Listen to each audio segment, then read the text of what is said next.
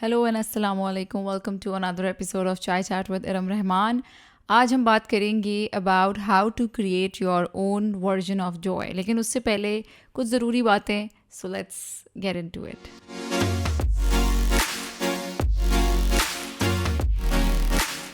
आज हम काफ़ी अरसे के बाद रिकॉर्डिंग कर रहे हैं क्योंकि मसरूफ़ रहे समर वेकेशन और फिर ईद थी।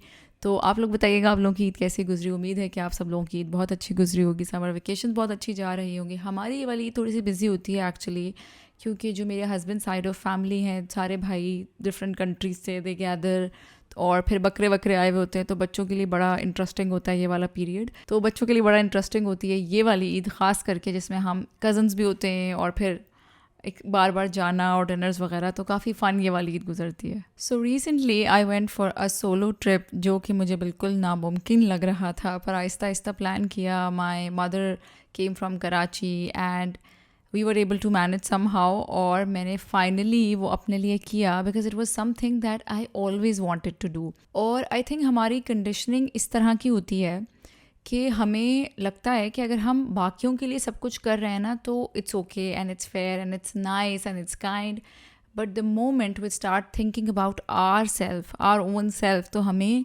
गिल्ट होने लगता है, हमें सेल्फिश फील होने लगता है। जैसे कि दिस वॉज समथिंग जो मुझे लगता था, और I am not gonna lie, जब मैं किसी को देखती भी थी आज से 5 6 7 साल पहले, कि ओके एक मदर गई हुई है सोलो ट्रिप पे बच्चों को छोड़ के, तो यार दैट्स वेरी मतलब वो कैसे जा सकती है और बच्चों का पीछे क्या होगा और वो कैसे मैनेज होगा, ऑल ऑफ दैट मैं भी जज करती थी टू बी ऑनेस्ट। लेकिन अब जब मैंने ये किया अपने लिए तो इट फेल्ट अमेजिंग।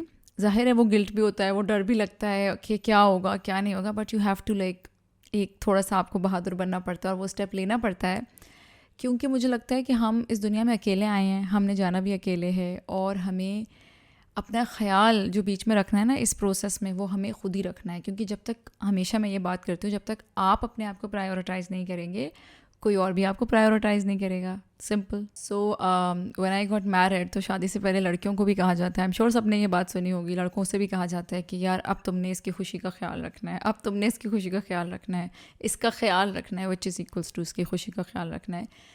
तो उसमें होता ये है कि लड़के, मुझे लगता है, ज़्यादा ख्याल कर रहे होते हैं कि लड़की नए घर से आई, नए घर में आ रही होती है और उसने एडजस्ट करना होता है, ऑल ऑफ दैट। तो बहुत सारी चीज़ें जो उनका दिल नहीं कर रहा होता करने का, वो उन चीज़ों पे हाँ बोल रहे होते हैं, क्योंकि अगेन वो केयरिंग और स्वीट और वो ज़्यादा वो वाला फेज़ होता है। तो उससे होता ये है कि initially when I asked him to watch a movie with me, जो मेरी पसंद की होती थी, तो he used to say okay yes let's watch a movie. But आहिस्ता आहिस्ता when he started saying no, कि नहीं यार मूड नहीं है, या वो पोलाइटली मना करते थे या जो भी करते, तो फिर मुझे बहुत बुरा लगता था और मैं बहुत हर्ट होती थी कि यार क्या है और क्यों नहीं देख रहे मेरे साथ movie. When you are attaching your happiness to someone, that is the easiest formula to get hurt and keep getting hurt throughout your life.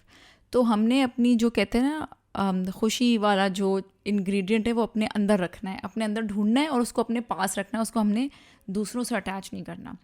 क्योंकि देखिए, आज अगर कोई आपके साथ कुछ भी है आपकी लाइफ में, जो भी आप एंजॉय करते हैं, आपका रीडिंग सर्कल है, कुछ भी है, बट आपकी 100% डिपेंडेंसी उस पर नहीं होनी चाहिए। स्पेशली मैंने शादी की एग्जांपल दी, क्योंकि हमारी लड़कियों को, क्योंकि कंडीशनिंग शुरू से यही होती है ना कि शादी के बाद करना, शौहर के साथ करना, शौहर के साथ घूमना। तो ठीक है आप घूमे फिरें जो भी, जैसे कि मेरी एग्जांपल मैं दूंगी कि मुझे ये कहा गया कि ठीक है तुम बाद में घूमना फिरना ही, वो मैंने घूम लिया। मैंने सोलो ट्रिप का एक दफ़ा पूछा था और मुझे परमिशन नहीं मिली थी कि बाद में घूमना और शौहर के साथ घूमना, तो वो मैंने शौहर के साथ घूमा और वो सब कुछ करा। बट रिसेंटली मुझे ये समझ आया जब मैंने अपनी नीड्स एक्सप्लोर की कि मेरी वो नीड अभी तक उधर ही है, सोलो ट्रैवल करने की, वो ख़त्म नहीं हुई। यानी कि जो मुझे चाहिए था वो सोलो ट्रिप था, और मैंने कपल ट्रैवल किया, लेकिन मेरा सोलो ट्रिप तो वहीं था। तो ज़रूरी नहीं है कि जो दूसरों का आइडिया है आपकी खुशी का, आपका भी वही हो सकता है मुझे, मेरा वो आइडिया नहीं है खुशी का। अल्हम्दुलिल्लाह I really enjoyed that part, travelling with him, वो सब एडवेंचर्स किया हमने, बहुत फ़न किया। बट जो मेरा एक था ना कि अकेले मुझे जाना है, अकेले ट्रिप करना है, वो मैंने अल्हम्दुलिल्लाह वो भी मैंने बहुत इन्जॉय किया। Recently I got a message from a girl, और वो बाहर पढ़ने जाना चाह रही थी, लेकिन वो, उसको गिल्ट हो रहा था और उसको बहुत बुरा फ़ील हो रहा था और उसको सेल्फिश फ़ील हो रहा था कि मैं अपनी पेरेंट्स को छोड़कर बाहर कैसे चली जाऊँ पढ़ने। अब आई एम श्योर लड़कों के लिए तो ये और ज़्यादा मुश्किल होता होगा अगर उनको जॉब मिल रही है या अगर उनको पढ़ने जाना है कि यार अम्मी अब्बू की रिस्पॉन्सिबिलिटी है। देखिए मैं हमेशा ये बात कहती हूँ और फिर कहूँगी, and I receive a lot of criticism on this कि आप बच्चों को भड़का रही हैं, आप बच्चों को ये कर रही हैं। पेरेंट्स का काम जो होता है, and I get this a lot, कि आपकी जब बहू आएगी या जब आपका बेटा आपको छोड़ के जाएगा तो आपको पता चलेगा।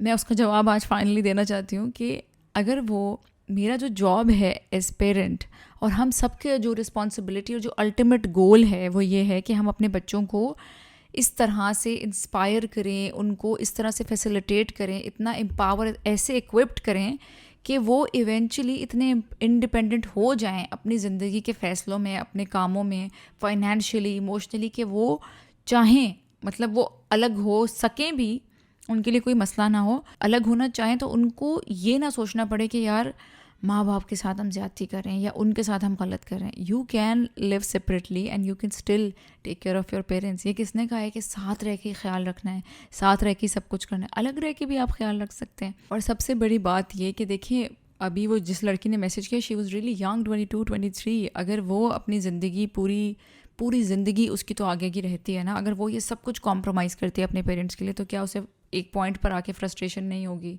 क्या उसे ये नहीं लगेगा, रिग्रेट नहीं होगा कि मैं चली जाती उस टाइम तो आज मेरी लाइफ क्या होती?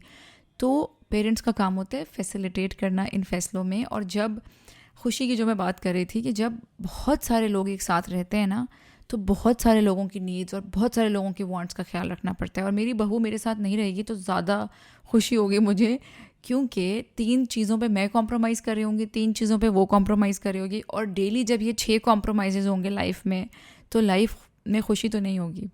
कब तक आप प्यार से और मोहब्बत से और वो सब कुछ चल सकते हैं? ठीक है, आप चलते भी रहें, अखलाक हमारे दीन का बहुत बड़ा हिस्सा, हमें करना भी चाहिए, बड़ों का लिहाज करना चाहिए, बड़ों को छोटों का लिहाज करना चाहिए, but again it's very important to take care of your own self.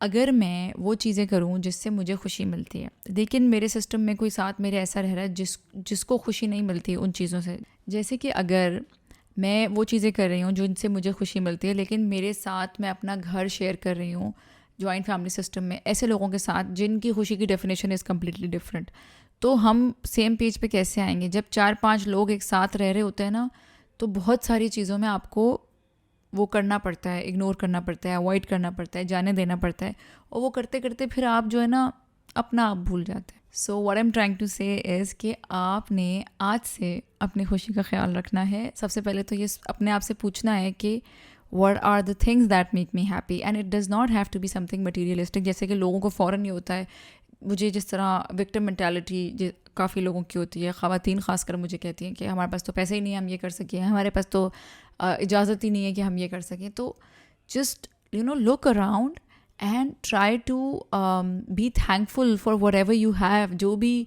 Gratitude जो है ना, सबसे ज़्यादा खुशी इंसान को उससे मिलती है। जो कुछ है जैसा है उसकी एक्सेप्टेंस और उसको खुशी से एक्सेप्ट करना is something that we need to learn.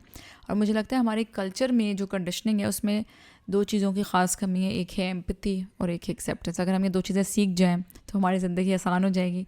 Thank you very much, बहुत मज़ा आया आप लोगों से बात करने का। अगर आप लोगों को मज़ा आया मेरी बातें सुनने का तो ज़रूर करें, लाइक करें, सब्सक्राइब करें और बेल आइकन दबा दें ताकि मेरी जैसे ही वीडियो आए आप लोगों को नोटिफिकेशन मिल जाए। अपना बहुत ख्याल रखिएगा। अल्लाह हाफ़िज़।